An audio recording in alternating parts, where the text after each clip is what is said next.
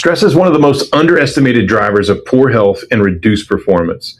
It affects not only mental well-being, but also decision-making, productivity, recovery, sleep quality, and physical resilience. During Stress Awareness Month, it's a good reminder that long-term success, both personally as well as professionally, depends on how well we recover. And a regulated nervous system is not a luxury. It's a foundation for performance. So this sounds like something you're interested in. Stay tuned. Hello, everyone. I'm Cameron. Today I'm here with Dr. Chris Cormier. We are going to be talking about stress today, being that April is Stress Awareness Month. Hello, Dr. Cormier. Hi, Cameron. To start off simply, what is stress? Yeah, stress is such a big word. I think most people, when they think about stress, they think about emotional stress, right? Anything that happens emotionally. It could be the death of somebody close to you on an extreme level. It could be somebody pulling out in front of you, having an argument with somebody. I mean, there's so many different mental stresses that we have. But we also have environmental stresses. And it could be Wi-Fi, it could be foods or drinks, it could be something in the air that you're breathing, it could be a chemical pollutant, toxin, additive, preservative. There's so much in today's world on the environmental side. But then you also have physical stresses. It could be a posture that you're in. You know, if I'm sitting on a couch all slumped over, there's potential stress happening to my body. If I'm lifting something heavy or I'm in an accident, I have some movement, issues. Those are all. So stress is a very big category of things that our body has to deal with. How does chronic stress affect the nervous system? Yeah, so chronic stress, if you want to think of it like you have two sides of your nervous system. You have a sympathetic surviving side. It's like the doer. I mean, like always getting something done side of your nervous system, but worried, fearful, anxious as well. That's called sympathetic. And then you have the parasympathetic, which is the calming, healing, relaxing, digestive, sleeping side. And you can imagine, that people that have chronic stress, that parasympathetic, calming, healing, relaxing, digestive, sleeping side doesn't work near as good as the actual side it's always worried and fearful and doing stuff on that side. So let's dive a little bit deeper into that. You talked about sleep. Why is sleep quality so important, and why is having stress causing it to throw off your sleep? Why is all that so important? So sleep is one of the times that our body heals. So it should shift over.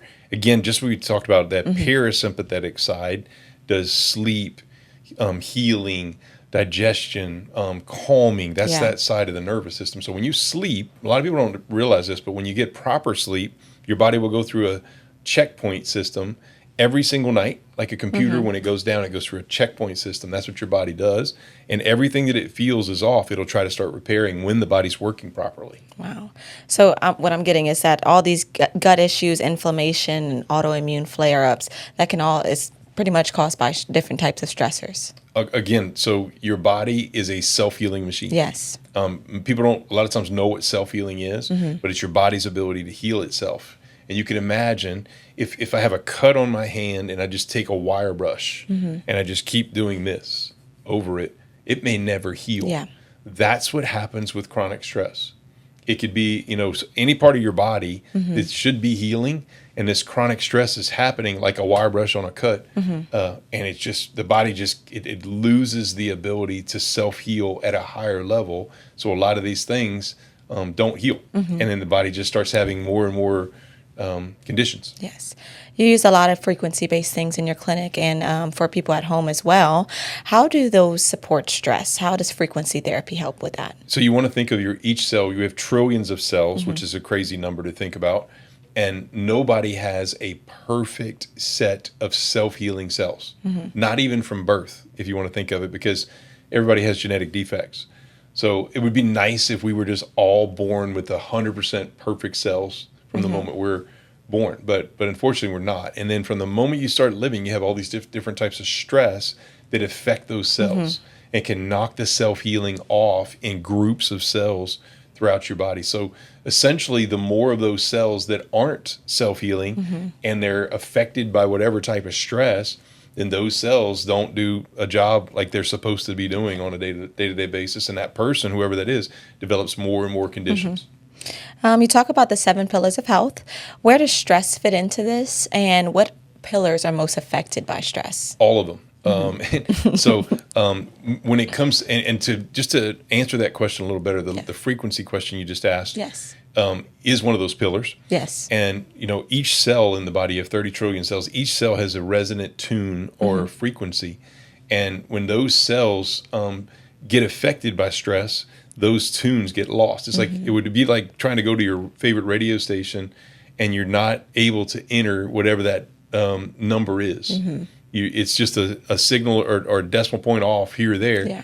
And you get static. You can't actually have that's what a cell should be. It should be like a certain, your heart cells should have a certain radio station frequency. And that's an analogy. It's not a scientific fact. But if they're off due to stress, then they can't function. So we have frequency devices that help restore the frequency of those. There's oxygen, there's water, there's light, there's nutrients that are so important. There's frequency, there's magnetism.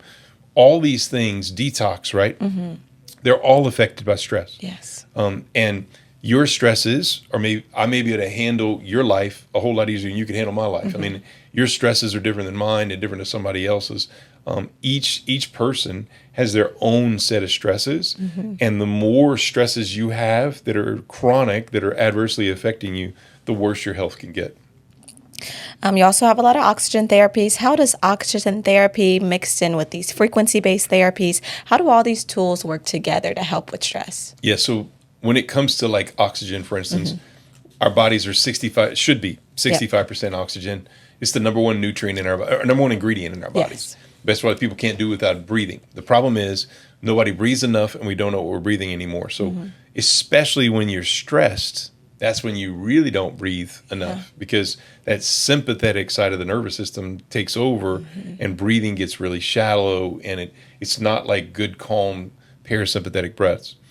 So when it comes to the whole, as a whole, the nervous system in general, the body, the brain is here and light energy, right? So we talk about light energy. This thing here is wired to all the cells in the body. You can imagine a stress happening and all of a sudden like breakers in a breaker box turning off. That's exactly what happens with the body. So all these 7 pillars are so important when it comes to managing stress. Like the stronger those ingredients are, the harder it is for stress to affect you. Amazing. What are some early warning signs that people may be overwhelmed by stress, but may not feel it mentally? Not digesting properly, not sleeping properly, staying tired all the time, maybe hyper anxious, where you just got anxiety all the time.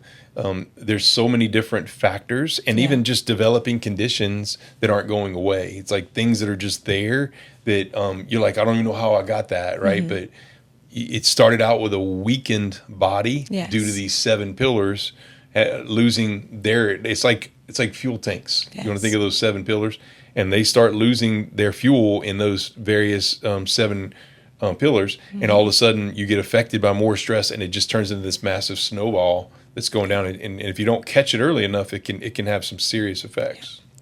Is there any simple routine or any daily Bodycharger protocols that you would recommend to someone who's dealing with chronic stress, fatigue, and poor digestion? Yeah, so in our Bodycharger membership, we have a 28-day self-sparking challenge. And in there, we teach people the basic, easy things that they don't know to do on a day-to-day basis to help restore oxygen, which would be breathing exercises to get more air in. Most people are not doing that. It'd be to get more water, cleaner, better water, the different waters, the styles that we drink.